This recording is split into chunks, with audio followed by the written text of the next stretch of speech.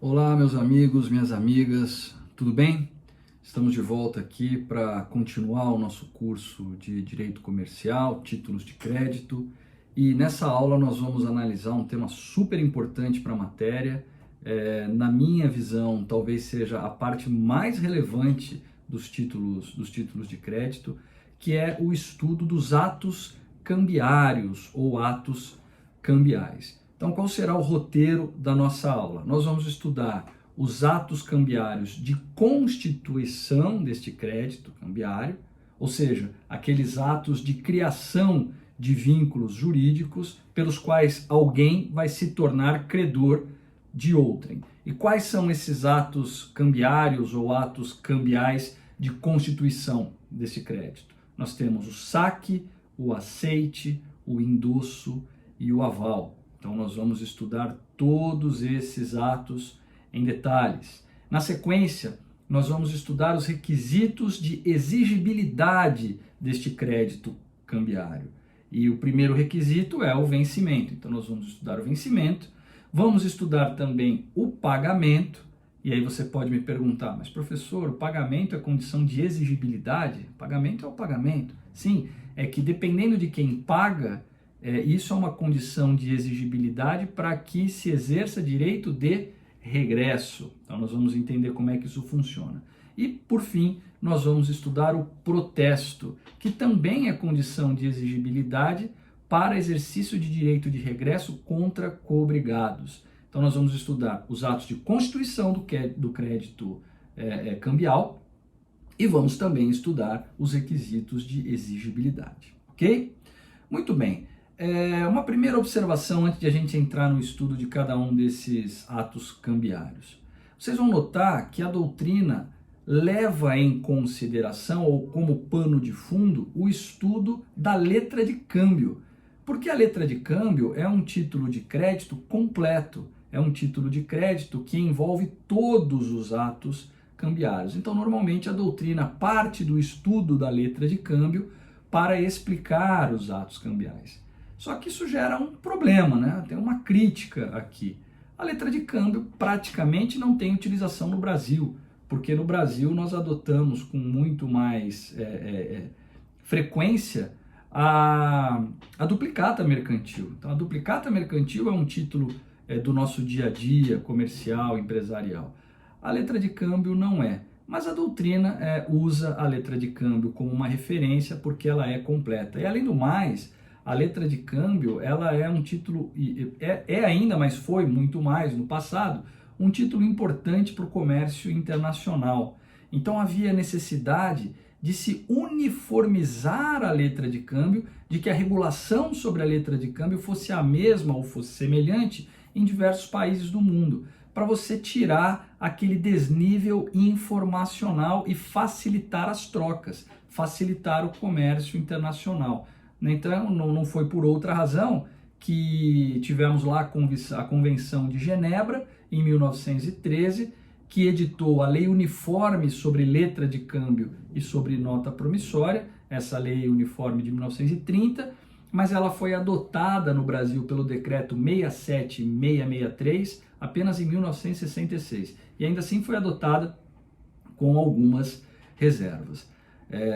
A letra de câmbio, vocês devem lembrar, na aula passada eu falei sobre a origem dos títulos de crédito, lá do final da Idade Média, né? Daquele cidadão que tinha lá o dinheiro e não queria viajar de um burgo até o outro carregando o dinheiro, então ele ia num estabelecimento, num banco que ele conhecesse, deixava esse dinheiro lá, pegava uma letra para fazer o câmbio desses valores, uma letra de câmbio. Ele pegava esta letra, levava até a outra cidade e apresentava essa letra ao banco sacado, que por sua vez lhe daria o dinheiro e depois os bancos fariam a compensação desses valores. Então a letra de câmbio foi a que surgiu primeiro. A letra de câmbio é a pioneira, vamos dizer assim, dos títulos de crédito e muito importante no comércio internacional, objeto dessa lei uniforme de Genebra, que foi adotada com reservas do Brasil e que regula todos esses atos cambiários que nós vamos estudar, né? Ela se aplica, inclusive, de maneira subsidiária a outros títulos de crédito quando não haja uma regulação específica em relação a eles, tá? Então é por isso que a doutrina leva em consideração a letra de câmbio para fazer o estudo dos atos cambiários, ok? Bom, o primeiro ato cambiário que nós vamos estudar é o saque. A letra de câmbio, vocês devem lembrar da classificação que nós estudamos na aula passada, a letra de câmbio ela é uma ordem de pagamento. Então, quando esta letra de câmbio, quando esta ordem de pagamento ela é emitida, nós temos três situações jurídicas distintas. Nós temos o sacador, o sacado e o tomador. Quem é o sacador? É quem dá a ordem de pagamento. Quem é o sacado? É para quem a ordem de pagamento é dada. E o tomador? O tomador é o beneficiário dessa ordem de pagamento. Então, qual seria um bom conceito de saque, levando em consideração essas figuras todas? O saque é o ato de emissão do título de crédito. Saque é o ato de emissão do título de crédito. Bom, uma primeira observação aqui. O saque tem que ser pessoal, ou seja, eu vou emitir esse título de crédito, eu é que tenho pessoalmente que fazer isso, ou eu posso dar uma procuração para alguém fazer isso por mim? Bom, eu posso sim dar uma procuração para alguém fazer isso por mim, desde que essa procuração dê poderes a esse meu representante para emitir esse título. Aliás, essa era uma prática muito comum em contratos bancários. Os contratos continham a chamada cláusula mandato, cláusulas em que o banco dizia, num contrato de empréstimo, que aquele tomador do empréstimo constituía o próprio banco para emitir o título de crédito em caso de inadimplência. Essa prática acabou sendo vedada pela jurisprudência, tem a súmula 60 do STJ, que diz que é nula a obrigação cambial assumida por procurador do mutuário, vinculado ao mutuante, no exclusivo interesse deste. Eu compreendo este posicionamento judicial quando se trata de relação de consumo, mas quando se trata de relação empresarial, aí eu não vejo que haja qualquer desequilíbrio, é uma opção, na minha visão, uma opção que seria válida. Mas, de toda forma, saibam da existência dessa súmula, saibam da existência desta prática bancária da cláusula mandato e de toda a discussão que envolve essa cláusula mandato, ok?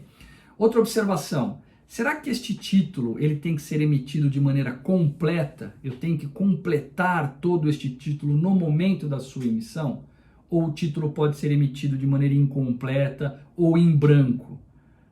É possível sim a emissão incompleta ou em branco mesmo de um título de crédito. O tomador ou o portador deste título de crédito, ele é considerado mandatário do devedor e ele poderá preencher, completar este título de crédito, evidentemente desde que ele o faça de boa fé. Então é possível que isso seja feito, o tomador ou o portador preencher posteriormente a emissão, desde que ele o faça de boa fé e conforme as orientações do emitente, conforme o que foi combinado com o sacador, o emitente daquele título. O título ele tem que estar completo mesmo na hora do pagamento, né? No momento, melhor dizendo, não no momento do pagamento, no momento do protesto ou no momento da cobrança judicial. Eu não posso protestar um título incompleto, eu não posso ajuizar uma cobrança ou uma execução com base num título incompleto. Nesse momento ele tem que estar completo, ok? Tem até súmula sobre isso. Súmula 387 do STF, olha só o que ela diz. A cambial emitida ou aceita com omissões ou em branco pode ser completada pelo credor de boa fé antes da cobrança ou do protesto. Perfeito? Entenderam? Então, o saque é este ato cambiário de emissão do título e contém todas essas características e essas discussões que nós já analisamos. Perfeito? Muito bem, vamos passar agora ao estudo do aceite, mas vamos antes fazer um pequeno intervalo para que nossos vídeos fiquem de aproximadamente 10, 11 minutos cada um, para que cada parte da aula tenha esse tamanho, para facilitar né, a manipulação desses arquivos digitais e para que vocês também possam descansar um pouco, tomar um café e aí voltamos para a segunda parte da nossa aula, analisando aceite, ok? Até já!